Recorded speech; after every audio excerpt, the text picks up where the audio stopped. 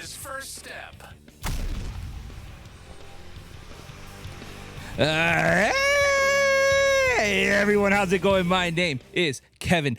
Thank you for joining us on the First Step podcast with me as always. Ready? If it's not Stanley Cup champion, I'm walking away. Florida Panthers number one fan, Javi. We are The champions. How we feeling, Kevo? It's a big day. We are officially champs. We did it. Dude, All that work, all the hard those effort that we games. put for those games, that we personally put into this season. Dude, you know how much I Finally. suffered? Hey, first of all, I got 30 years, because we haven't been around for that long. Mm-hmm. 30 years of just suffering with this Panthers team. A heartbreak. And finally, So what a team. Realistically, we had maybe in the franchise history 6 good years. No, we've had more than that. Have we? Just the last 5 alone have been great. We've had 3 very good last years, right? Like where we did Stanley Cup this year, You have to finals get the last last year. We were a playoff team the last 5 years. Okay. Basically, you got to give it. So So then we had 96 also. you had 96, and then you've had a couple was it 15, 16? I think we made a playoff run. We also went to Game 7 of the first round. All right, so we got 2 handfuls. 10, 11. 2013 maybe. That's nice. Hey, listen, 2012. is it a perfect team? No, We've had absolutely some not. years. Yeah, random teams. I think we had one good year with Pavel Bure in the early 2000s, like 2000 maybe. Sure. So, yeah, point is that it's enough where I can sit here as a fan and tell you exactly how many years. Like, I can count them. I can list them off. I just gave you, like, the 7 years that we've been good. Like, But, yeah, man, what an incredible run. What a team. What a game. What a season. What a franchise. What an organization. I can't be happier. Like, the turnaround we've had, just unbelievable. What Everything we could privilege ask it was. for. How incredible was this Game 7? Dude, the actual game. Okay, take away that we won, which is obviously amazing, right? Let's talk about the game. Let's talk about the game a second. That game was so good. I think you saw the best effort from both teams. I don't think anyone could argue that any team looked gassed or anything like that. I think every team played to their absolute best. I think the better team won, and I think the Panthers finally stepped up. They played their defense. They started playing their game again. But that was such a great finals. Every period was close. Every period, every minute, every second was fought for. I loved it, man. I love that. Is playoff hockey to its max. We were treated, and it's incredible because if you think about it, think about the hype that this game got, and I think part of it had to do with the traveling. So we got that extra day for the entire world just to sit. It was like two days of travel, versus the normal one. So we have this whole extra day where the entire sporting world was just sitting around waiting and letting the hype boil and build.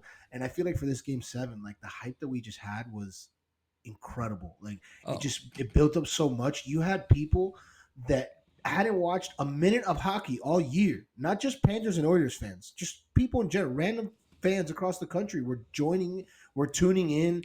You had Stephen A and these guys that don't talk hockey ever. Yeah. We're talking about Game 7 of the Stanley Cup Finals, and obviously, I think that if you swap another team out for the Oilers, put whatever Dallas or whoever, one of the other Western Conference Finals teams, and it's the same situation. Panthers go up 3-0. They come storming back. Three games to the other team, and a Game 7. I don't think it has this much hype. I think the fact that we had Canada trying to bring the cup back, the Edmonton Oilers of all Canadian teams, storied franchise, Gretzky's franchise, the whole thing. And then on top of that, you have Connor McDavid trying to just will his team to a Stanley Cup final like that. That just intensified it. That brought the national attention to it. And it was an incredible culmination. It was an incredible moment for the sport of hockey, I think. Just that entire night, like the sporting world stopped and watched. Everybody was watching that game, and the game did not disappoint. What a game! What a game! That could have easily all this hype, and then it turns into one of these. Could have been 4-1 either way, whatever. We've seen those games in this series. We've seen 8-1. Yeah. We've seen some games that have had hype and end up being duds. This game was just from the first puck drop. You saw both teams were just locked in. The intensity was there. So I know Oilers fans are going to make the argument that that wasn't probably the Oilers' best performance, but I don't think they played bad by any means. I think I think we finally had a game with both teams playing their game. Yeah. And trying to force the issue. And you just saw, look, it was 1-1 for most of that game. You saw Rhino get that second goal, and then you saw the Panthers just clamp down and play that defense. Yeah. But it was 2-1. And think about it. It was down to the last second. I was on pins and knees. I almost had a heart attack. Yeah. We talked multiple times during the game. How intense was it? It was too intense. You hear about people that aren't hockey fans, all these people that we talk about, the national media, just friends of ours that were tuning in, and you hear people talking, but man, I was so into that game. I was so stressed, and I didn't even have a huge rooting interest. I started watching it tonight or this week or just the finals. And so imagine the actual fans from both teams. So intense. I mean, you and I were shitting bricks. Yeah, I think I was losing it for the whole week leading up to Game 7. The country of Canada itself was, I'm sure, glued on to their TV. They wanted to see a cup come back home. And I'm sure every one of their beings, if they weren't like, if they're Calgary fans or whatever, they were probably just watching, be like, fuck, are we actually rooting for the Oilers to win this? But I'm sure they were. I'm sure they really wanted to see it. And I feel bad. I honestly do. But I'm so happy we won, man. I think that game was a culmination of, I think this season has been really good. Like, this has been a really good season of hockey. Dude, some people are saying it's the best regular season. Yeah. Ever. That's hard to ever figure out, but yeah, I can't remember a season this entertaining. Talk about all the storylines that we've talked about throughout the podcast, all the storylines we've seen, all the great players we've seen. Records have been broken, new players coming in, Bedard showing up, a lot of players, a lot of youth is coming in. Yeah, the MVP race, even the 8th seed races, the wild card races that we got exactly. This year, A lot of the teams up top. Some people argue that hockey's in a great place right now. Hockey's in a great place. A lot of good teams. A lot of teams could have won this Stanley Cup. Only one team. Only one team did. Only one team did. It was us, baby. But I'm super excited for next year, right? Like, we have the Panthers, the Stars, the Oilers, the Rangers, all these teams that we've been talking about all year. They're just going to come back better next year. I'm super excited. I think hockey's in such a great place. I've talked about how the league does such a great job in getting the fans involved and really giving a fan service, right? Like, they give you games that you want to see. It's entertaining. Yeah. They're letting plays play out. Yeah, I think that ESPN TV deal, actually getting the NHL back on ESPN, I think that was huge for the league. And we saw it. We've seen it the last few years. You're getting a lot more hockey on primetime hours on the major networks. You're getting more games. You can put ESPN Plus and watch just about any game you want now. Yeah, exactly. During the regular season, it's great for the sport. Going back to the Panthers and this Game 7, like, just what a moment! I can't. Man. I've been on cloud 9 for 2 days. That day, I was up. I remember I was up. So we win. The whole thing happens. I was glued to the TV watching coverage, celebrate. Not once was I sitting. Dude, they went around the ice, 3 times? Night. The whole team went around the ice 3 times with the cup. I didn't realize, finally, I was like, all right, you know what? Like, this is ridiculous. I'm done. I'm turning it off. I'm going to go to bed. And when I go and I realize it's 3 a.m. I've been watching Stanley Cup finals. I put NHL Tonight on. I put the NHL Network on, the NHL Tonight on. I was just watching that nonstop. It was Panther porn, so it was amazing. And then I remember I laid down at 3 a.m. and I'm like, I am not even a little bit tired. There's no way I can go to sleep right now. So imagine what these players are going. I don't think any of them have still slept. No, we've been posting about it. We've seen the videos. Chucky, Barkey, these guys are partying up a storm, dude. They're not going to sleep, dude. Romping around. Literally being ruckus. Fort it's Lauderdale, like it's just a ruckus. Yeah, throwing beer down the elbow room on the second floor on the Stanley Cup, taking the Stanley Cup into the water, into the ocean. That video of a Big Walt, Chuck's dad, just cruising around, and like it's a video of them. Somebody posted of like them walking with the cup, like 6 guys like Barkov, Kachuk, like a few other guys, they jump into some like 6-seater golf cart, some tricked out 6-seater golf cart with the Stanley Cup, and you just see it's Walt. It's come on, guys, hop in. I'm Let's driving. go, baby. We gotta go. We And he gotta picks up go. Chucky and Walt's there. I love that, man. I love watching people celebrate, man. I love watching living the dream. these guys fight so hard. Anytime a team celebrates, I'm super happy for the players. You know that this is what they train for their entire lives. This is a culmination of hard work and mental stability and getting through the games. And I'm so happy when they win. I'm especially happy when it's my team that wins it. And people give a lot of shit to South Floridians and Miami fans and South Florida fans, saying that we're fair weather fans in all the sports and in every sport. But there's one thing that we love: our champions. And these guys are getting a lot of love, and I'm happy for it. Yeah, and that's the one thing with the Panthers. That's one thing I will say. It's Miami fans get a bad rap, but the Panthers have a very different fan base than Miami. Yeah, absolutely. They have actually I feel like they have a very small portion of their fan base from Miami. A lot of their fans, when you go to games, it's huge Fort Lauderdale, Broward, West Palm Beach. Yeah. There's even people from Naples because it's a quick drive from Naples over. It's maybe an hour and a half to get to the game to commute, but 45 minutes for us to get to a game. Yeah. So unless you're in the Fort Lauderdale, Palm Beach area, those are the local people. So It's a very different crowd. And this Panthers team for the last 5 years, if you look at the attendance numbers, have been solid. Yeah, we're not. It's South Florida, so we're not really considered a hockey town. But man, I gotta give these Panthers fans credit. The ones that showed up to the games every single night during the Cup Finals. You heard it, Edmonton, the loudest place in the world, the hockey mecca, the church. That we show up to these games and the building was shaking.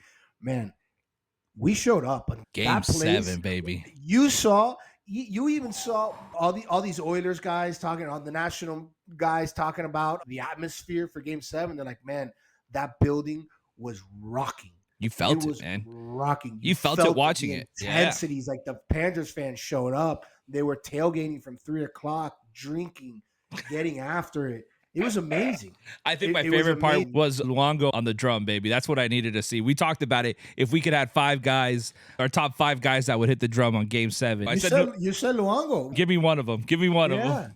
Get a Panthers legend there, and boy, let me tell you, did he commit, baby! What a tone setter! I think that was the difference. Yeah, it was, dude. We go from the crazy. The bag of bones and Jack Nicklaus to Luongo over here. Poor guy, just no charisma in that man left. I feel like, good Lord, he's an old buck, bro. I can't even get mad at him. Yeah, I know. Yeah, I can't even be mad. But man, Luongo showed up there when I saw him banging the drum, and he hadn't even hit the drum yet, and he was just firing the crowd up. Yeah, he was trying to break that drum. If there's any Panther who wanted a Stanley Cup, you want to set the tone for Game 7. That's how you do it. And we answered. The crowd answered the call. The boys, man, we started, and I think that was a huge deal for us, the way we started this game, that we just came out, and for the first time in 4 games, we looked like the Panthers again. Yeah, absolutely. Aggressive, chippy. Aggressive, physical, flying around. Like defense there was stepped up. Watching. Just the forecheck came back. The big thing for me that I noticed, I was like, okay, this team is here, was the 2 things: the forecheck and the hitting. Both picked up from the minute the puck dropped. You saw that we were 2 minutes into the game, and the announcers were already saying, "Man, the Panthers have really picked up the hitting, making an emphasis on it." I forgot at one point that in a few minutes into the game, it was like hits were like 13-2, something like that. It was crazy. Like we were just throwing the body around. And then you saw us, and my favorite thing are the 2 goal scorers we had. Who are the guys that everyone kept talking about? Everyone that need to step up, the guys that need to step up.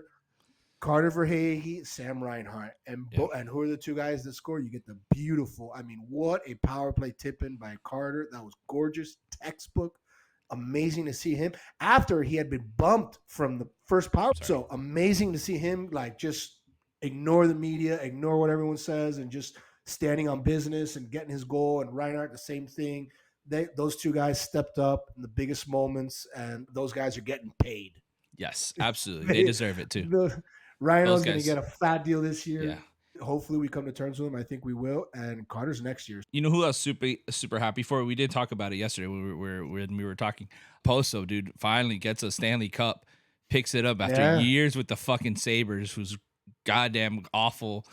How many guys do you see? How many guys did the Panthers have in the Sabres? Dude, so We have many. 4 or 5 But guys. did you know? Rhino, Montour, I think was there at one point. Did you know that the Sabres have to pay out a $500,000 bonus to Okposo for winning the Stanley Cup? That's incredible. Isn't that like a stab in the heart to Sabres fans? Okay. Who was it? I saw the meme. It was a Sabres hanging a banner that said we drafted a bunch of players that won the Stanley Cup this year. 2024, we drafted a bunch of these guys that won the cup. I feel bad for that team, man. That team, talk about heartbreak. That team, whatever. They're not the Panthers, so I don't care. I'm super excited. I loved it. I loved everything about this season. I'm super happy for Paul Maurice that he takes a Stanley Cup. That's a great thing for his career. Was his speech not incredible? It was beautiful, man. When you talk about a hockey coach, he is an all-time Hall of Famer. I don't know if he's going to be in the Hall of Fame. I'm assuming he is. He's going to be, of course. He's got the most wins and losses in NHL history. I'm assuming he's going to be in the Hall of Fame, and I think this just put the stamp on it. Some people are saying he's going to retire. Some people there's rumors that he's going to retire after this. So it sounded he wished the Jets the next Stanley Cup. So yeah, I I'm don't not putting know. a lot of weight. I don't love that. But that was just a moment of emotion. That guy, he was just talking about his what are the things he would love in life, and he has an affinity for the Winnipeg Jets. That was I think his team. He was there for years. Yeah. He was there for years. I think he's just saying that like. This is a guy that came off like literally Zito was getting him from retirement, right? Like he was out on the boat fishing, didn't want to answer the phone, and Zito was like, "Hey, answer your freaking phone. I got a job for you. Take this team." I think it was like I said. What a team! What an organization! It was our year. It was our year. We talked about it all year. This was the team to do it. This team was built for championship. This team had everything. Had the heart, had the lines, had the goalkeeper. And I was thinking about it because it's all I think about these days is the Panthers. It feels like it's been like a 2-year journey. I would say I feel like this cup run started last year. You know what I mean? No, I would think the year before. Business, right? To me, it feels more like last year. Yes, obviously we've been trying to do this for 3 years, for 4 or 5 years. When did we lose? Now. When did we lose this coach? Coach that was Q was 3 2021. But I don't count because we won the President's Cup with that version of the team. But remember, which again, I think it's probably one of the ballsiest moves I've seen a GM do, and I don't think it gets talked about enough. I guess now people may start talking about it. Is Zito built this guy? You had a President's Cup winning team, and you blew it that up. Lost in the second round, and you had the stones to not just blow it up, blow up the core of it. You blew up the core, and you traded. You traded Uyghur and Huberdeau, who were core pieces at the time, especially Huberdeau. And you completely changed the face of this franchise. What a move! Because you traded Tkachuk. That move of getting Tkachuk, I think, was the changing point for this franchise. Absolutely. Getting him changed the personality of this franchise. You have all these guys that all of a sudden, and it's like if they embody his personality. Yeah, we had the Panthers are considered this bully, rough team. That we like mean. That's the personality that we've. It's not like all these guys are like that individually. It's just a team personality, and they got it from him. They took their cues from him. Sasha Barkov has a mean streak now, man. He's mean. He's aggressive. That guy was never like that before. Yes. Years. He was an incredible player. Yeah, and he was big and physical. He was a physical presence, but he didn't have this mean streak. Dude, fuck around with Barkov. Bennett Cousins. Bennett was always a good player, but that dude's a serial killer now. Paul Maurice said it. He said it in his speech. He's like, I saw Bennett smile for the first time in 2 years. Like, that's not how this guy was before. You know what I mean? Like these guys joined this team and they just embodied that Tkachuk personality. And what a move by Zito. Yeah, I think Zito's doing an incredible job. He's been with the Panthers for what, 4 years now? 5 years now. 2020, I think, was the first year he came. Okay, so you're talking about 4 years, brought a team that was borderline mediocre for a lot. We had a lot of mediocre hockey for a long time. Dude, this was a team for 20 years. Every offseason was like, oh, they're going to move the Panthers to Vegas. To wherever, Canada. How many times? That was like the huge thing for the Panthers. I was always like, oh, are they going to ship the Panthers off? Are they going to do an expansion? Every time there was like talks about an expansion draft, It Yeah. was always just, instead of doing an expansion, they're like, oh, let's just move the Panthers. Not anymore, baby. I think Florida has slowly Survived but and surely becoming a hockey state. You got the Tampa Bay Lightning, you got the Florida Panthers, you've got the Tampa Bay Crunch who just won something. I think UM's like intramural team won something. The Gators intramural team won a national championship. Like all these random hockey teams. Are we turning into like Minnesota and like Massachusetts? Are we becoming? I won't go that far, but I will say I do think, at least from a professional perspective, NHL, I do think Florida, both the Panthers and Tampa, we've seen it with Tampa for a while now, but I think people are starting, Zito coming in, changing this franchise, making us more of a professional organization. I think that with everything else that comes with being able to live in South Florida, especially these guys, I was about to say. you're not living in the hustle and bustle of Miami. You're living in West Sunny Palm, Isles. Sunny Isles, yeah. Jupiter. That's, over there by the water. That's that country club, living. That's really Playing nice, golf 24. Living. These guys, the hockey players are golfers. They like to chill during their off time.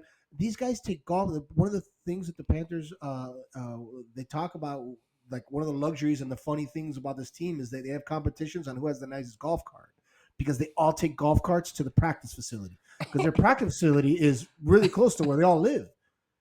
So, a beautiful, brand new practice facility. It's super nice. Yeah, that's the other thing. Our state of the art practice. Our practice facility is amazing. Obviously, it's an NHL team. So it's big, and the no state income tax, all these things, you're now seeing Florida is becoming a very desirable destination for these professionals. They're like, dude, I don't got to go live in Toronto or in Canada and deal with the crazy media shitstorm that's over there, or New York or anything where the media's down my back. I can chill, play hockey, win.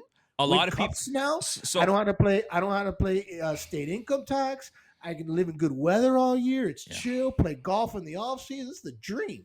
Dude, and not to mention, like, you said it there, the media coverage. Yeah, you're gonna get media coverage. You're gonna get love. A lot of fans are gonna know who you are. But you could go to Publix on your day off or whatever, do groceries, and no one's gonna bother. People may never recognize you. No one's gonna bother you because 90% of the people aren't gonna know who you are. And just with how South Florida sports are, like, to be honest with you, the Panthers, if you're just doing shitty, like, the media's not gonna crush you. We're just not gonna talk about you. We just won't talk about you. You just get forgotten about. You just get forgotten about. You get forgotten. Exactly. It's not gonna be like you're not the Dolphins, right? When the Dolphins suck, everybody knows that they suck. You're a Miami team because you started in Miami with the Miami Arena. Yeah. So you consider one of the Miami teams, but you're far enough outside of the Miami bubble where you don't get the everyday Miami media coverage that all these people that don't know anything about hockey yelling at you. You'll be fine. Hialeah doesn't give a shit about the Panthers. Hialeah cares about the Hurricanes and the Marlins and the Heat and the Dolphins, and you got to hear it from them. So you don't have to deal with all that. Like I said, it really is a benefit. It really is a benefit. It's a desirable destination. We talked about it. Florida's becoming.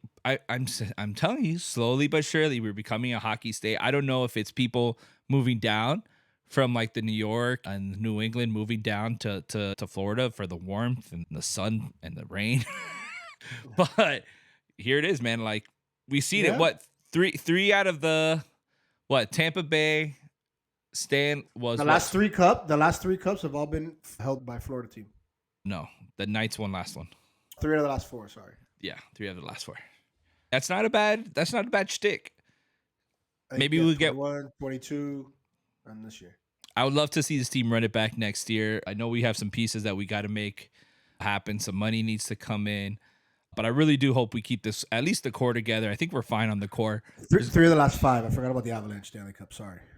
Oh, there you go. 3 out of I don't want us to sound stupid on the. We always sound stupid on the pod.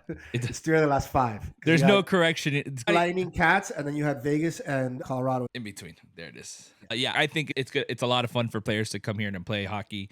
Opposite of like football or football, soccer. It's hot all the time. You're playing outdoors. I mean, it's miserable.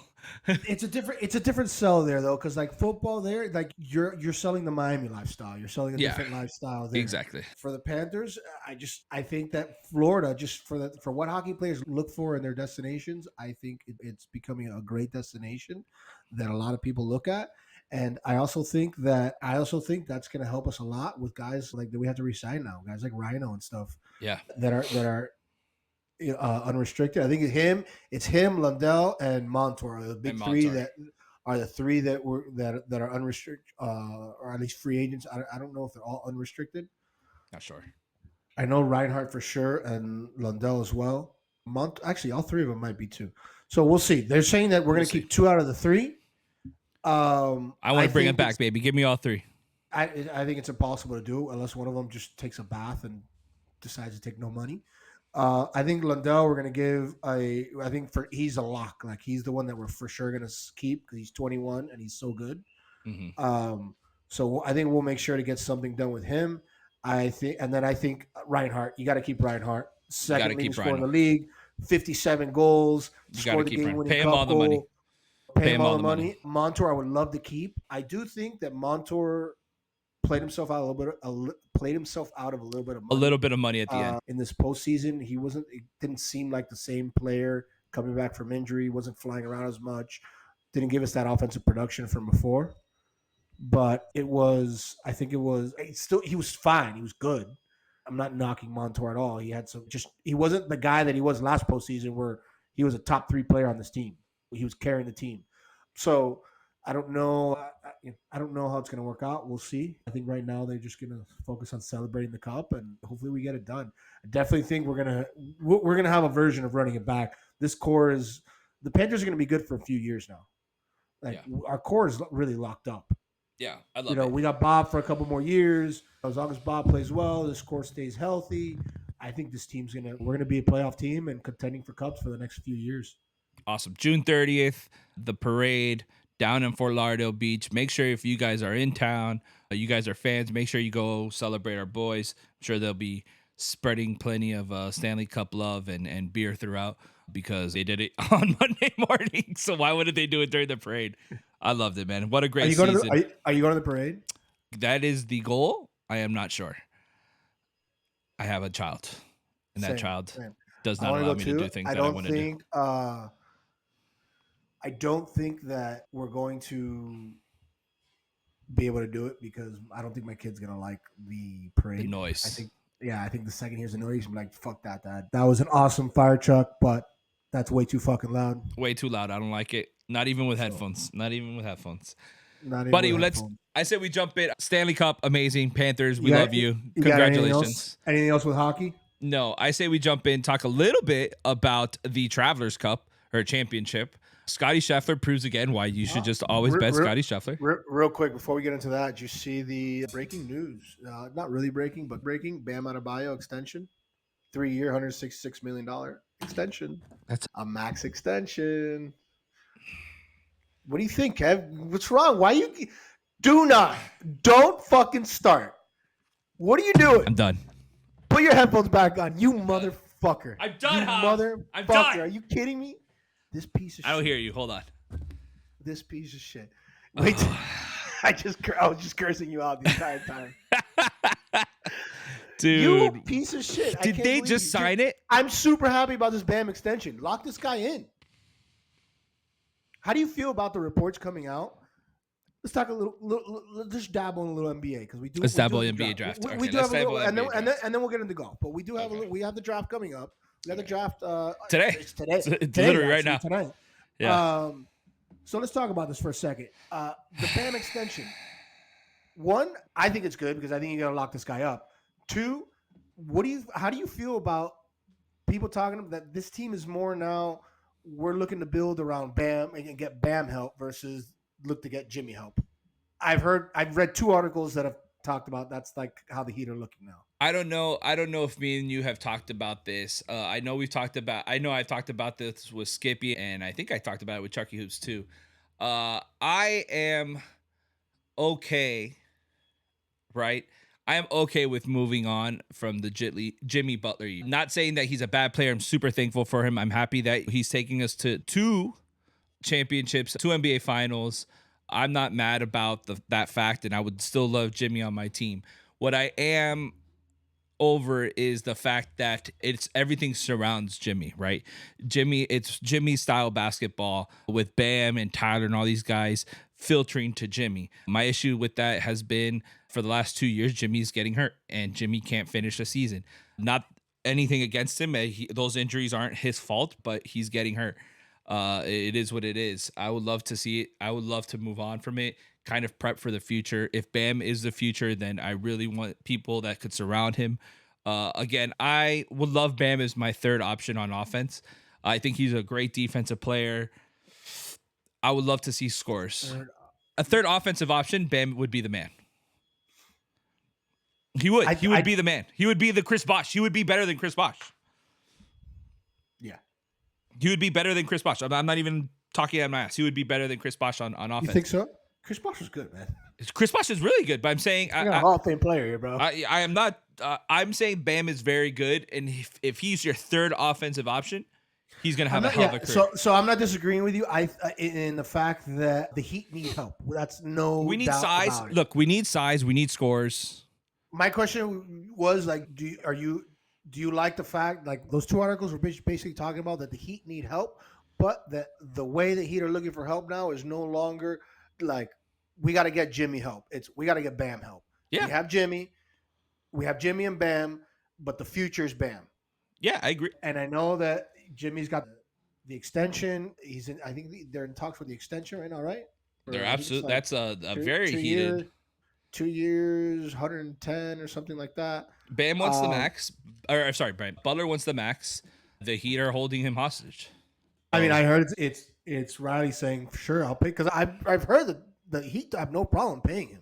Yeah, we'll give you the max, but I heard they within that they're putting some stuff in there where okay, fine, we'll pay you the max, but you got to play 75 games. You got to no more of this, the typical. Jimmy, the regular season doesn't care stuff. We need to see Jimmy playing more games in the regular season. That's what I'm hearing. That's his negotiating tactic here. Yeah, that's what I think Riley's that's basically annoyed, what they. That's yeah. It sounds like he's a little annoyed at the situation. You want to play? Riley, you want max? You want to pay max money? The play all the games. Is a little annoyed. Then they're saying, "Hey man, no problem. We'll build around you. You're still our guy. You're Jimmy." And we're trying to get your help. You want 110? You got to play more. You got to help us more. And he's probably turning around saying, "Okay, you want to play more? Get me help." Yeah, but the thing that's my issue with Jimmy. Even when he is healthy, he's not playing 100%. So then, what are we doing here? We're always going to be crawling up from the A seed in the playoff spot. There's an easy solution to all this. There's one. Get rid of Tyler Hero. I was going to say the one thing that will fix all of this. The one move that will fix. You got Bam help. You got Jimmy help. Jimmy will resign. He'll be happy because once you get help, I think you get a third guy in here that's not named Tyler Hero. I think. Oh yeah. I don't even know. I've seen Donovan. You get a Donovan Mitchell here, and that's the name that everyone keeps tossing out. Donovan Mitchell. Give them Tyler Hero and our freaking first round pick. Is Cleveland going to do that? Like Donovan Mitchell just carried them to what? The Cavs can't, but they can't win with Donovan Mitchell. They can't, but they're not making the playoff. They're not even winning a playoff series without him. We'll see. Yeah, I don't know. You get rid of Donovan Mitchell and you get Tyler Hero, you're not in the playoffs next year. You're not, or if you are, you're not winning a series, much less going to the conference finals. Yeah, I think that's take the L this next year and hope for a better draft pick. I don't know. This is also a shitty draft year. There's 3 good players this year, and then everyone else is. That's what I'm saying. That's why I just don't see the Cleveland side of things. Where like, oh, I'll get Tyler Hero. Let me trade Donovan Mitchell for Tyler Hero and our first round pick or whatever. Say, yeah. Okay, so what? Now we have Tyler Hero and the 15th pick. What are we gonna do with that? Because it's not like a huge draft where like, okay, let me take the 15th and Tyler Hero, I'll trade off whatever, and because there's certain guys that you can get that'll change your franchise. This draft, I don't think this draft has that. I just don't see what Cleveland might be better off just keeping Donovan Mitchell, letting play out his last year of his contract, and then seeing how they do there. Maybe bring someone else in to Cleveland if they can. Try and make another run.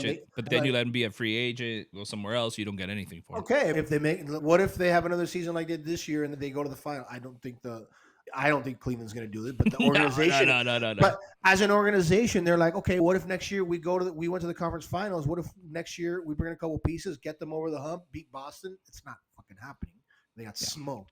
But like as an organization, that's what they're thinking. So they're like, why would we trade? I'm just trying to put myself in Cleveland's shoes. Why would they trade Donovan Mitchell to us for Tyler Hero and whatever the fuck else we can give him? That's what I'm saying. Like they could get something for him now instead of getting nothing for him next year. That's the only thing I'm thinking of. That's the only thing. I don't. There is. You're right. I see what you're saying, but it's like there is no benefit. Is Cleveland ready? My point is, are they going to win a play? Are they going to win a finals next year? Probably not. Probably not. But they definitely think that they're with Donovan Mitchell. They're a couple pieces away. But they're not going to re-sign Donovan Mitchell in 2025. Maybe they're thinking maybe we can get one more run and that'll entice him to we get another couple more pieces. We make another run and he resigns with us, bro. Assuming organizations they're not gonna be like, oh, there's no way this guy's gonna stay. They're like, no, of course he's gonna find. I think also Donovan Mitchell's camp is probably gonna be, hey, I want to leave. If that option comes out, I want to go. Yeah. And they'll do it for him because they don't. I mean, I don't blame him. I would hate to be in fucking Cleveland too. I don't even know unless I'm playing with LeBron and Kyrie and these guys. I don't want to be Mitchell. I guess dude. I had to go to Cleveland, but it's fucking better than Utah.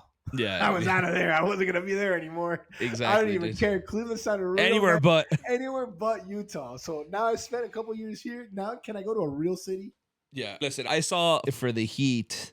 I saw there was a couple of draft options out there that I think they have the 15th pick or something like that. Yeah. So I thought I saw Zach Edey's name being tossed out there. I also saw Tristan Da Silva. Possibly, I doubt it because the Heat don't trade up, but trading to number 9 to get this guy from Texas. No chance. He won't do it. Pat Riley. I don't think That's Pat Riley has ever traded. That's what everyone's saying. If the Heat trade make who? a move, it's Tyler Hero? to go to 9. I don't know what I don't know how the trade would be, but they were saying that the Heat were looking to go up to 9 to get the guard from. It didn't make any sense. I wish. I don't see us moving up in the draft. I wish there was a sports book position where I could bet that Tyler Hero will not be wearing a Miami Heat jersey next year because I would pay all the money is on that. I don't know, man. He's not gonna, bro. If he ends up being a Miami Heat, that was a fail of our off season. Like we've been saying that for the last 3 years. My point is, I just don't know with the contract that we signed him, who's going to want Tyler Hero? Like, people would want Tyler Hero. People would want Tyler Hero. No, not for us. No, money, not for the money they're going to pay him. No, we gave him there's a lot of shitty teams out there. $25 million contract, $130 million contract. There's a lot of shitty teams, bro. I'm so frustrated with the Bam situation now. You pissed off the rest of the podcast. Now I'm going to be pissed off the entire podcast. I thought that was good news. I think it's a good deal. You lock Bam up no matter what. I know we could have gotten it for cheaper. And I haven't even read in to see how the contract is. Who knows? Maybe it's a team friendly deal. It's backloaded. Maybe. So we have space now. Oh, maybe that's true. If it's backloaded, that's nice. I haven't even 3 years. What are you gonna just pay him $100 million the last year? It's a 3-year extension. You're probably just extending his current contract. That'd be nice. Like the same payment. I think he was getting paid 20. No, it's more. He was getting paid 27, something like that. I could be wrong. It's got to be more. It's got to be more than that. I don't know. It's 3 years, bro. It's got to be. It's a 3-year max. It's got to be like $45 million. No, I'm saying he was getting paid 27, something like that. Yeah, now it's going to be like 40-something million a year. No, I think that's literally the max. Yeah, think about 3-year, $133 million, dude. Okay, 40-something million a year. So does LeBron Jr. get drafted? Does Bronny get drafted? You guys are going to know this. He does not get drafted in the first round. You don't think so? If he does, it's. I don't think so either. 100% a publicity stunt. I feel bad for that situation. It's a lose situation for him. He's either going to get drafted just because people want that name on their team and he's going to die in the D League, or he doesn't get drafted and he should be playing in the college. He should play college for another year. Yeah, but LeBron's from the camp that he says that college basketball is like it's bad basketball. So he's like the development in college basketball isn't good when it comes to translating to the pros. Again, this is clips I've heard of LeBron talking like JJ Redick podcasts and stuff, and that like you're better off developing and in one of the other like the G League or something like that. Yeah, you could die in those leagues. He could play international. But like why doesn't he play international basketball? Or he's better, developing in. He's not gonna go play international basketball. He's Bronny James, bro. That guy's got a gajillion dollars. Yeah, it's true. I mean, he's not gonna go play in Serbia or Turkey. Get the fuck out of here, Greece, Spain. Why not, man? People in China, people have great careers over there, dude. No, he's not. That's where we're retired I don't NBA think so. players. So here's what I think. I don't think he gets drafted. I think he does get picked up by a team though. I think he'll get signed. He just may not get Eventually, maybe not. Maybe not the first round. drafted. Definitely not first round. He's a defensive player. That's all he is.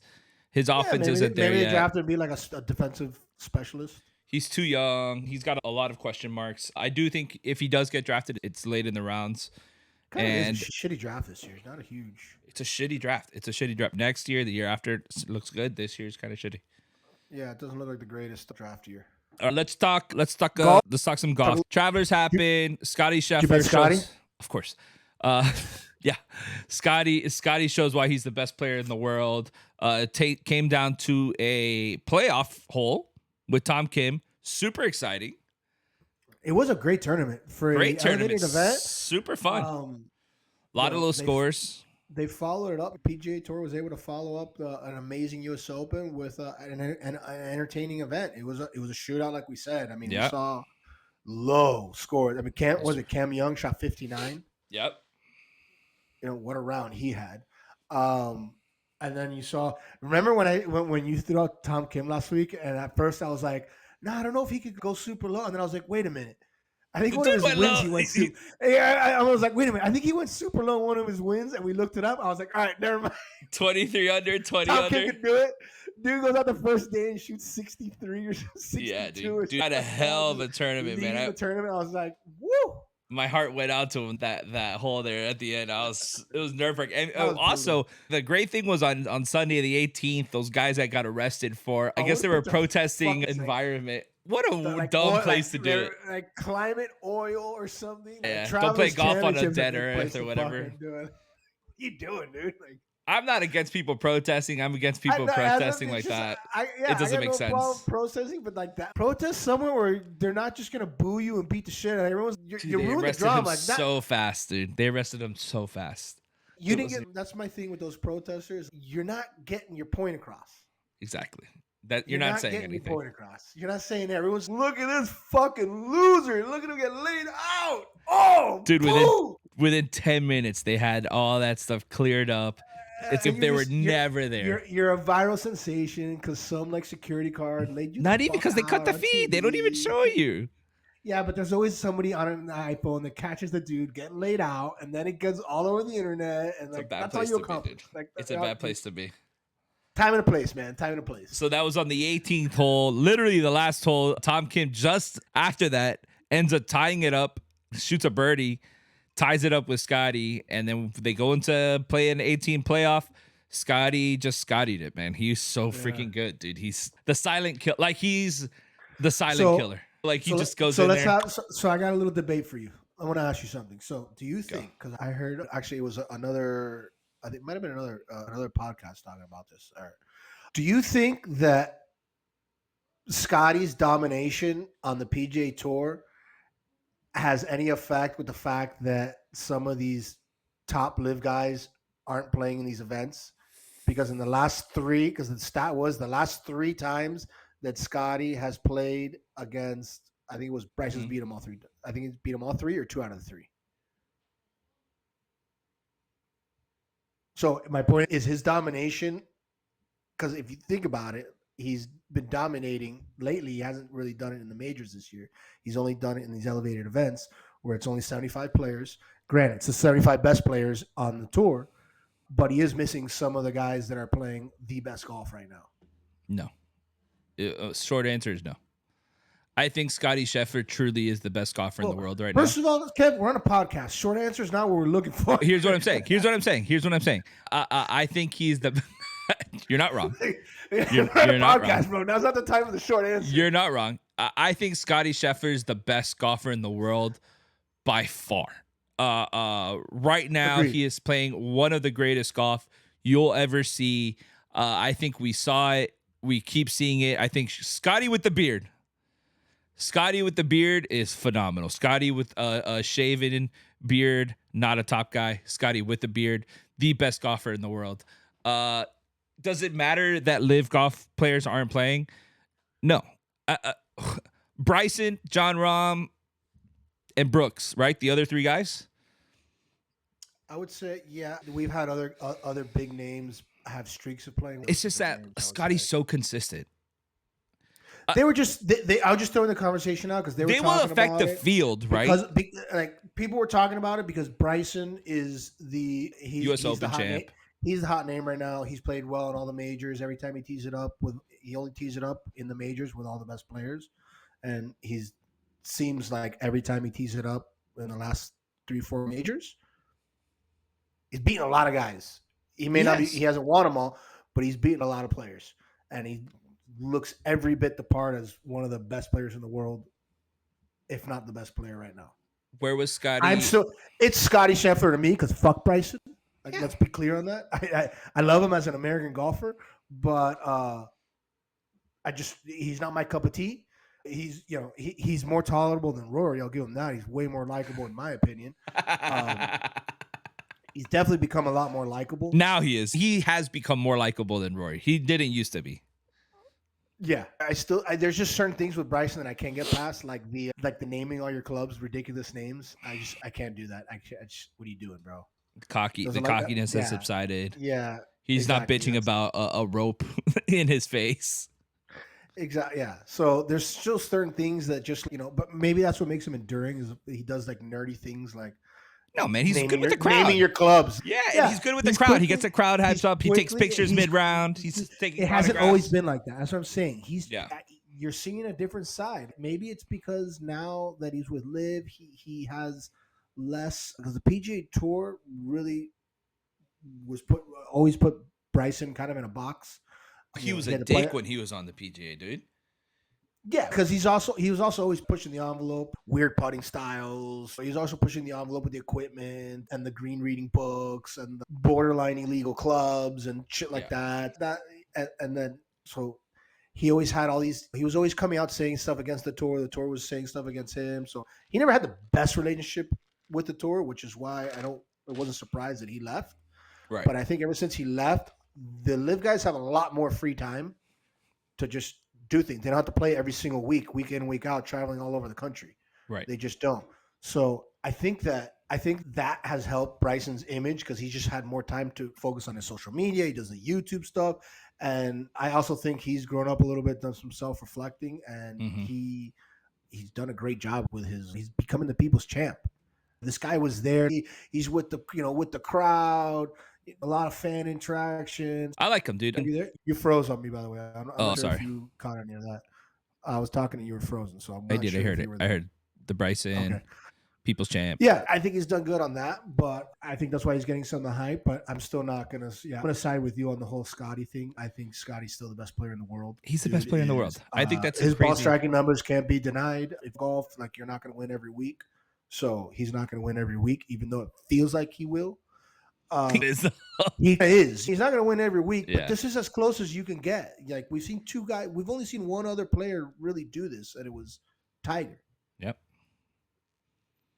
No one wins at this clip. It doesn't happen. Yeah, I would love to see at the Open what happens because I think that's going to be it's the third major the final major, right? No. Yeah. The final major of the year. I want to see what Scotty Scheffler does there. I want him to put people to sleep that day. You think so? I want him and Rory to be at the end. I think Rory needs it. I think Rory needs it more than anybody. But I think it would be really fun to watch Scotty Scheffler destroy everybody one more time in a major. I think the British is gonna be an amazing. I think we're going to set up. It's going to be great golf. Yeah, it's going to be great. One final amazing major. I think the majors have been great this year, because minus the PGA. The course didn't hold up, but the tournament was still good. Sure, we still got a great event. Yeah, that's true. It didn't feel like a major because they shot 20 under, which is a joke for a major tournament. But it was still a good event, and so we've been 3 for 3, getting all the best players in the world on the same. Like at this point. You can't argue the fact in golf that it's just 10 times better when everyone is playing against everyone.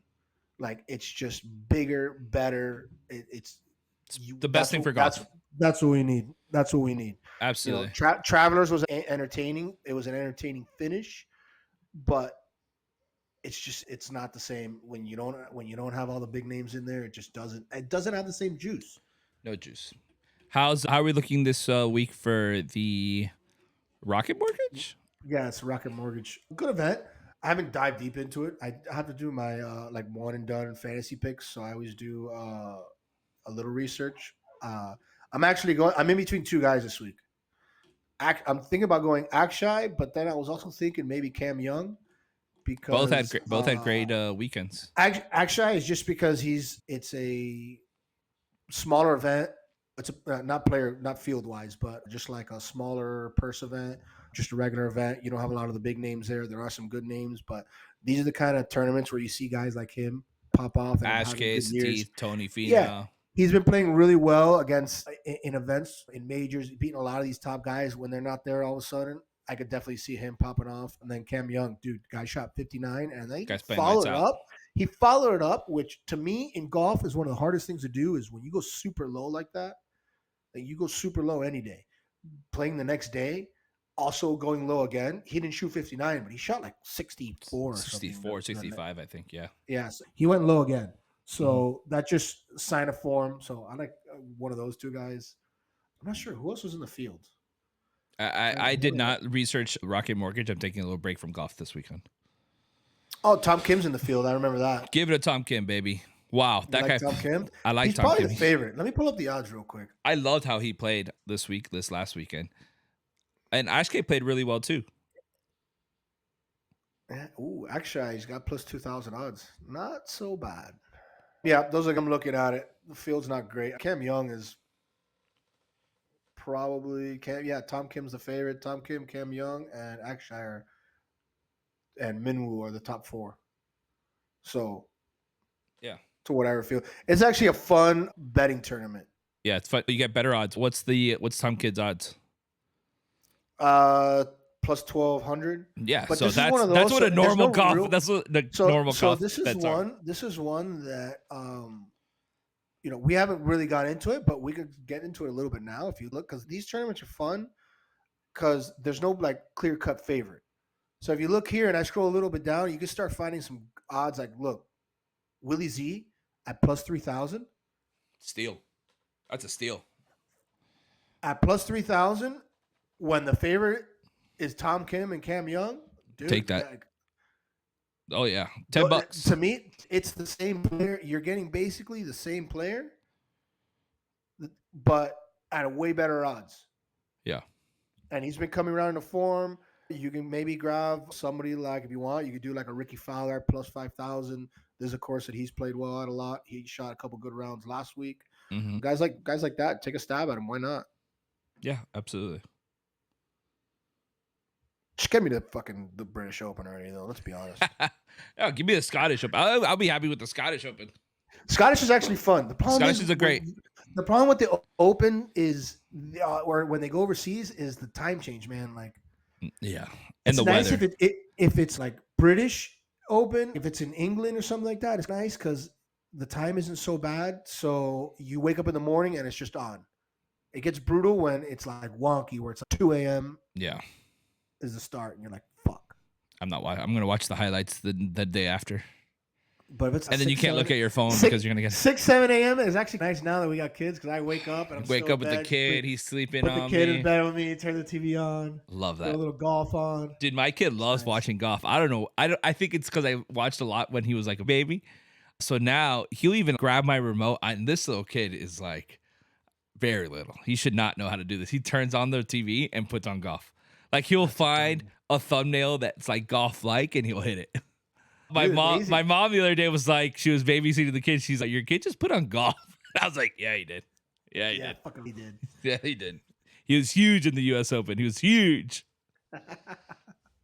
Dude, you gotta nurture that, man. TJ does the same thing. Yeah, dude, you gotta nurture when they're young. So then when they're older, they don't want you to take it off to put on their stupid kid shows. He asked me to go outside and play golf now. No big deal. There you go. I almost cry every time he does it. Tears in my eyes. When I ask you to play golf, you just tell me no, Javi. Because I didn't get permission. I'm gonna tell TJ to ask for you. Yo, ¿Cómo papá para jugar golf con tío Kevin? Maybe that's how we'll do it. That's how we'll get the wife She should just say, sure, as long as you take the kid with you. I'm down. I'm down to play around with the kids. I'm fine. When once they're a little older and they can actually play, Oh dude, my I'm gosh, gonna can you play so imagine much them golf running every around? weekend. They'll I'm putt gonna for do. us. Hey, go tell mom you want to go play golf. Go tell Yeah, mom. yeah. They could putt for us. We hit the balls, they putt for us. I can't It'll wait. probably do you better. Let's be real. It would. God, my putting has been bad lately. Holy crap! Oh, I'm playing buddy. this week. I'm gonna play this week though, so we'll see how it goes. We'll see. We'll see. All right, buddy. Let's talk some soccer. It's huge Euros. soccer time right now. We got Euros, we've got Copa. I know a lot of our American audience does not watch soccer, but this is, if you're getting into international soccer, this is a great time. These are like Olympic pre-trials. This is amazing. I could get some people not being into like professional soccer Like because club soccer. it's a little tougher because there's so Yeah. many leagues, so many clubs. Like the MLS kind of sucks, but international I soccer. mean, the MLS is getting better with Inter Miami, bro. It's getting Relax. better, but okay, I understand. For us, yes. But I'm talking as the United States, as a soccer country. Like Yes. international soccer is still fun, even if you're not a USA fan. Like just to me, international sports is very fun because I love the concept of people playing for their flags and just you're basically playing for pride and country. Love that.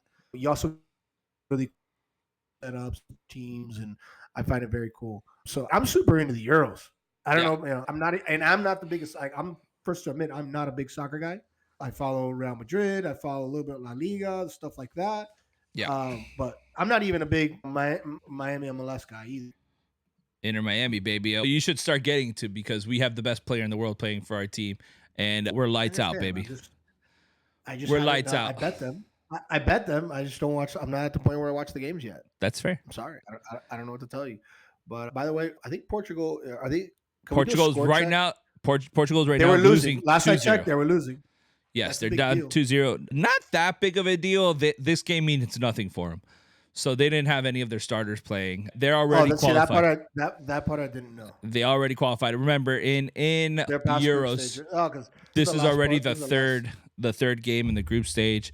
Portugal was up in the group, so they already had 6 points. So it did not matter. They could have coasted this entire game, and it wouldn't have mattered. The bigger game here is Turkey versus the Czech Republic.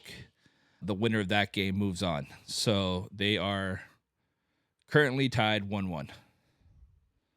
Very tight game. Super exciting. So Euros, obviously. Those are fun. I got a question for you. In that situation where it's a game to move on, does it still in a draw? Or I guess it depends. Yes, because if they draw, it's worth a point.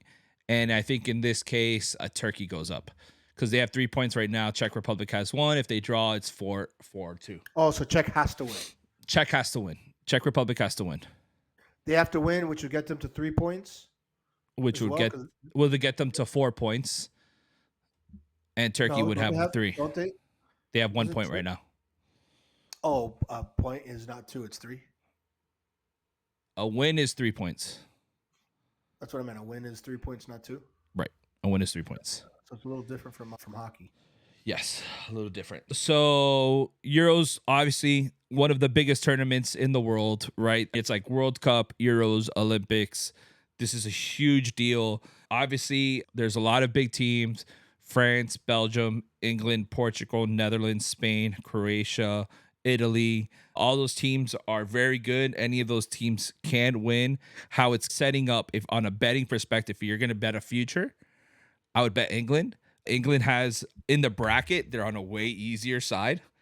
Mm-hmm. They're going to be playing against, hold on, let me pull up the bracket right now. I think right now they're playing. Also, that roster is, on paper, that is a joke. So all that on roster. paper, that has to be the deepest roster, right? Yes. In the Euros. Yes. At roster, if you were taking those teams individually, Henry Kane, all these guys, when they're playing their club, they're the best players in their club. They're very good. Yeah. They haven't really brought it together for the Euros right as of right now. I'm not saying that they're not going to get there. They had 1 win and 2 draws. They haven't played that well, but that team is nasty. Like, they have all the talent in the world. I think that's just everyone stepping on their toes.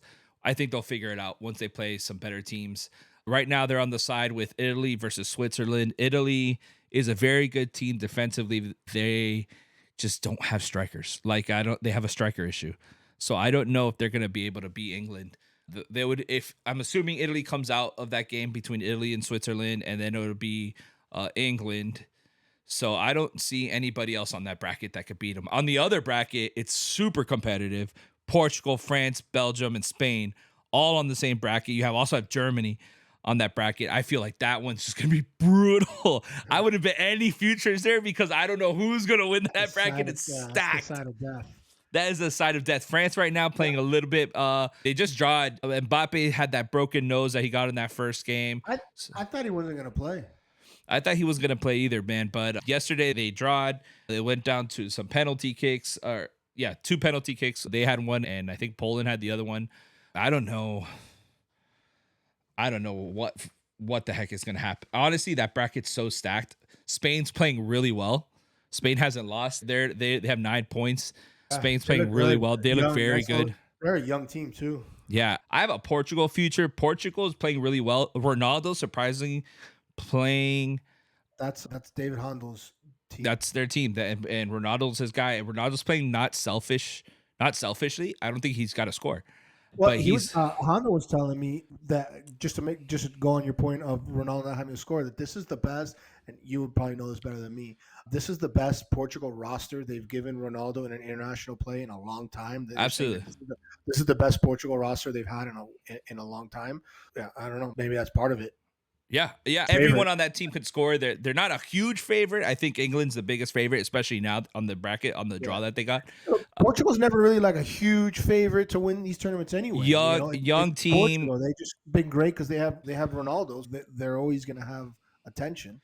Yeah, and they've had some good teams in the past, but it's not Argentina, it's not England, it's not Spain, it's not these teams that are like every international tournament they're going to be a favorite. So. It'll be fun. They'll be a fun team to jump on the band. They'll be a super fun team to jump on.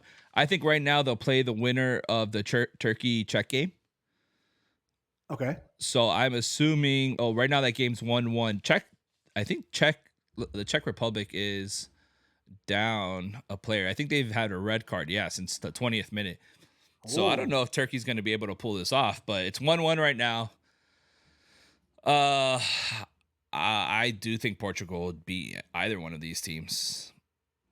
It's going to be fun. The Euros is a lot of fun. A lot of teams have stepped up. A lot of teams have been quiet. The Netherlands, dude.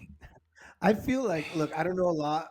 They about choke, soccer. man. They choke. But international soccer, I watch every tournament, so I know a little bit. And I do know that I feel like Netherlands never lives up to the hype. Never. I know they've lost a lot of the old school names that they have.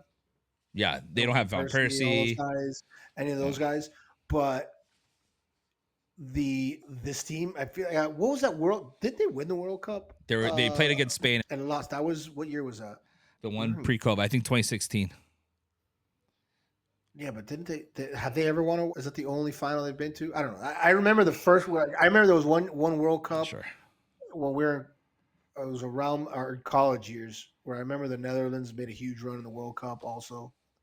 They were very good. They had a super young Van Persie. He was dominating. Besides those 2 years, I feel like every year there's always a lot of hype. They're expected to do well, and like they choke. Not choke. Oh, you lose in like the semis or the quarters. Like choke. Like they're not getting out of group stage. Choke. Exactly. No, you nailed it. That's exactly what they are. They lost yesterday, didn't they? Yeah, I think Austria beat them 3-2. Does that knock them out of groups? No, they're qualifying as the third best third team. Okay. Does that make sense? There's 4 third place teams. They're the third best of those. So they qualified. I don't know who they're playing, but they're probably going to get rocked because that's who they are. Belgium, another team that didn't get the job done. I like Belgium a lot. I had them as my number 2 to win the whole thing. Sorry, as my number 3. Truthfully, I like Portugal, I like England, and I liked Belgium, but man, are they shitting the bed. Hopefully they could pull it through. They did qualify to go into the knockout stage. We'll see. I think next week the knockout stage is going to be a lot of fun. That's at June 25th. No, when does this start? June 29th, I think. That's going to be a lot of fun to watch. We're going to keep track of that. That's this weekend, by the way. Yeah, we're going to put a lot of bets on it, and I'm hoping. So I've been telling you that the Euros have been killing me, and usually it's because I don't bet the I don't bet the money line on soccer because usually it's not that great odds. England's always projected to win. You're gonna get it minus 200, whatever. In soccer, there's draws, so you usually pay the plus or minus on a goal scored, and it's Yeah. just been kicking my ass. I don't think I've hit one bet this Euros. It's been awful. I did It's been okay. awful. I haven't been betting like the last week of games, the last like past week of games because I've been so focused on the Panthers, and I honestly couldn't focus on anything leading up to Game 7. Sure. But I had done pretty well, and I was just betting favorites most of the time, and I was doing okay. The draw, it's betting soccer. What kills you is the draws. Straws kill you, dude. Every time. Those draws, especially in group stage, it's funner. It'll be funner now. Like I actually think Saturday is going to be a fun betting day. We're going to be, it's all daytime games. They're meaningful games, and they're all knockout games, so they're all going to finish. So you're not going to have the draw factor if you bet it that way, because I think you can still bet draws to go to penalties or something like that. We got Switzerland versus Italy on Saturday, and I think Germany versus Denmark. So those two games are going to be a lot of fun. I'm assuming it's Italy and Germany. I like both those Nice teams. having some juice the weekend after all sports officially end. Yeah, Except baseball. exactly. This is technically all we have now, right? Until the Olympics kind of start and football season starts ramping up. We have soccer, we have baseball, and we have Olympics. Golf Golf is year doesn't round. die. Golf is like kind of year round. You kind of know that.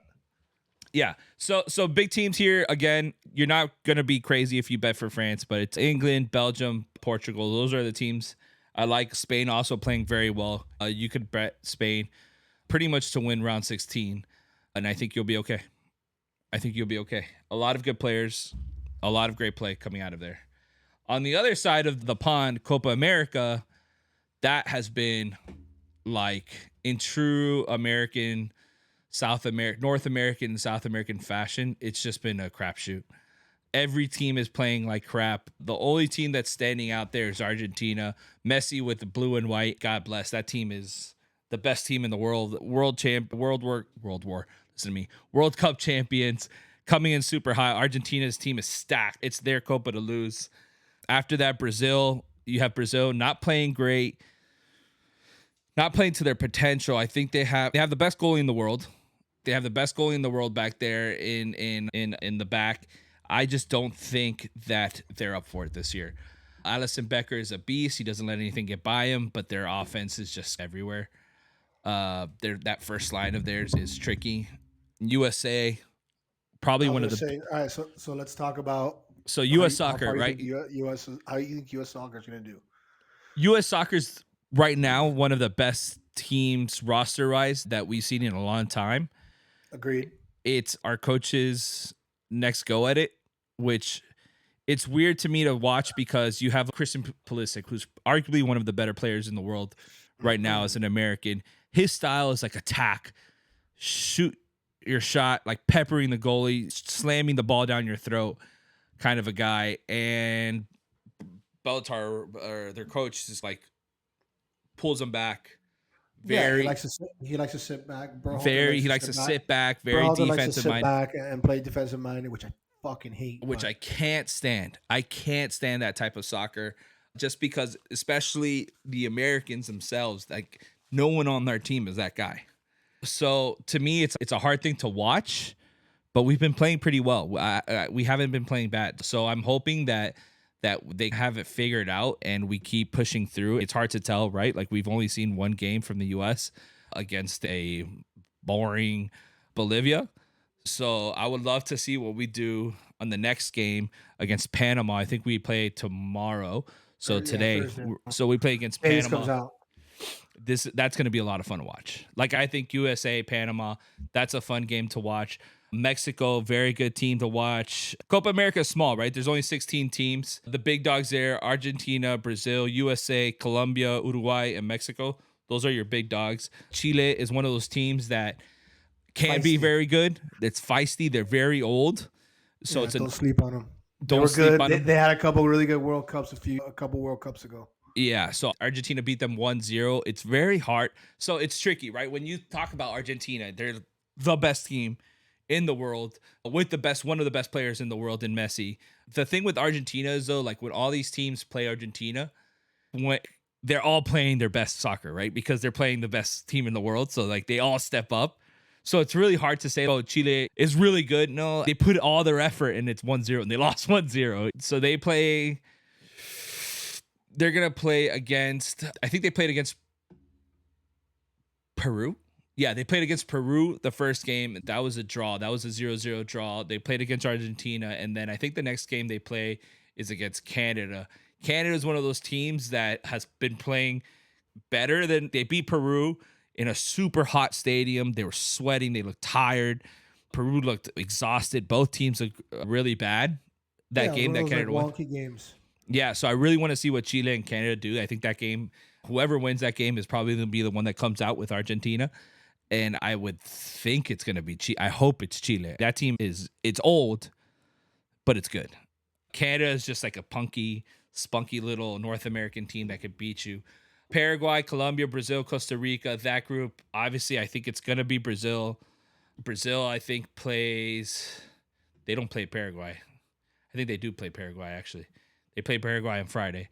So they've only played Costa Rica and they drawed 0-0. Colombia beat Paraguay 2-1. I expect Brazil and Colombia to come out of that, though. I really do. Colombia, again, older team. It's a new roster, but an older team. Brazil is Brazil. They're one of the best teams in the country.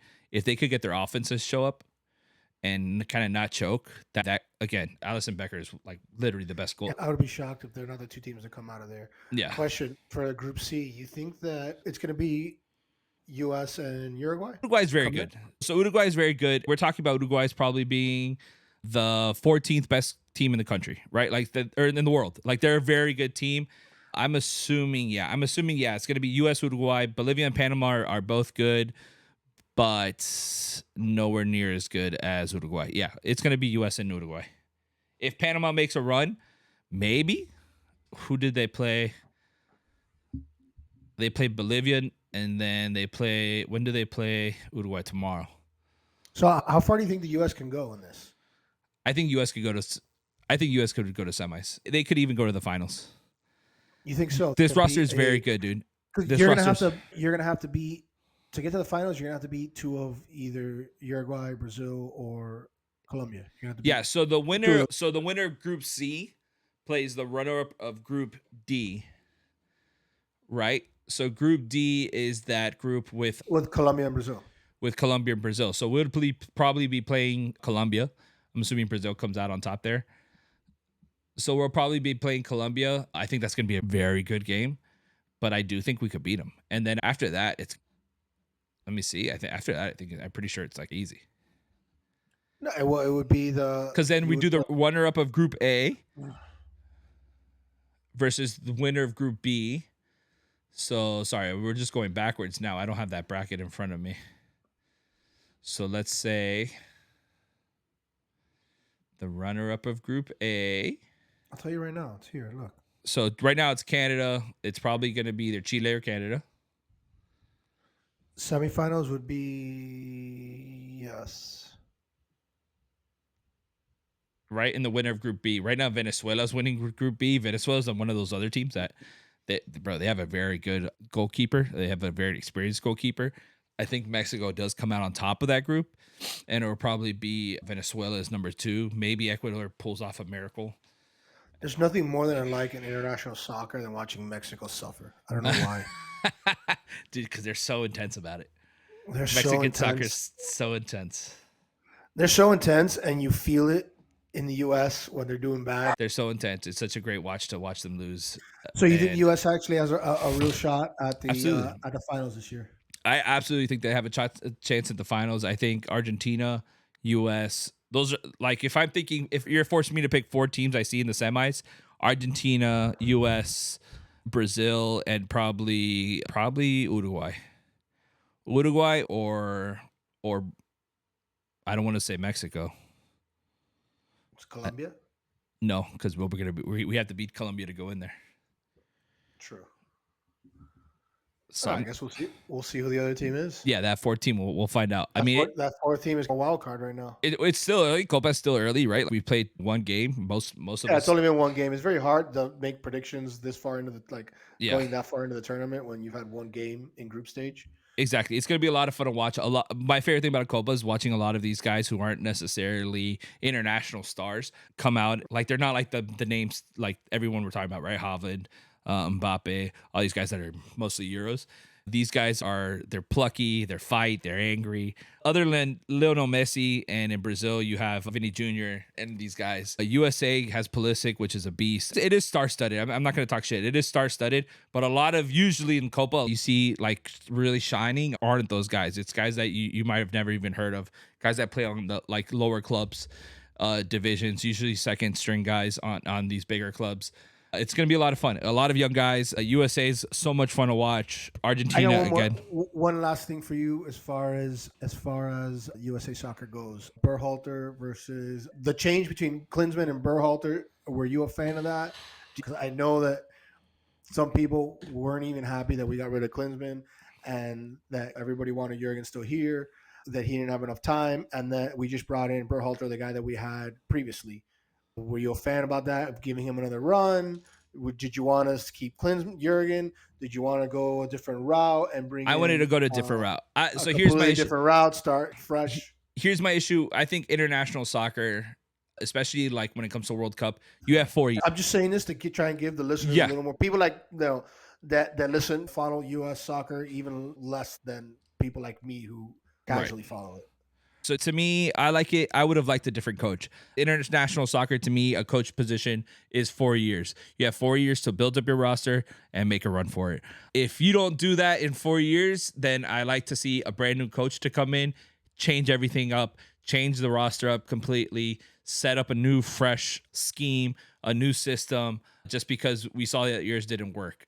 Very rarely do you see a coach come in and do multiple chances at a World Cup, right?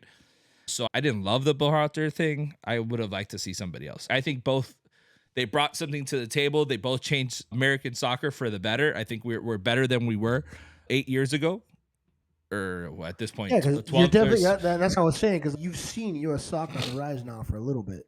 Yeah, I think, but I also think that has to do with the. Like we're not the joke that everyone has always, soccer world internationally looked at us as. Oh, these Americans think they're better than what they are. Like we're taking a little more serious. We have a much bigger international. Like we have good American players playing on good European teams and good European teams making impact on European teams. Like playing meaningful minutes. So you've definitely seen a change in the U.S. soccer landscape, and I think that has to do with what both of these guys do. I know that the international programs have, especially here in the U.S., have a lot to do with the development of the future pros in soccer. So it is nice to see us doing that. But that's why I was wondering, is you've seen us get better, but then all of a sudden now maybe those two guys, we did a run with Berhalter, we did a run with Klinsmann, and then now we go back to Berhalter. I guess maybe the jury's still out. People were wondering, like, is that going to just keep us stuck where we are? Or was it maybe something where, hey, those two guys really developed U.S. soccer, got us to a point where we are now, where you're seeing, because all this uptick in U.S. soccer happened over the last 10 years. These guys that were 10 years, started getting developed 10 years ago, are now the guys playing on the team. So I think that maybe my point is, do you think that going in a different direction was the better move long term, or do you think like it's too early to tell? For this you mean going back to Berhalter was better? Yeah, or do you think going in a different direction was better for us, or do you think Berhalter was still the right move, or is the jury still out?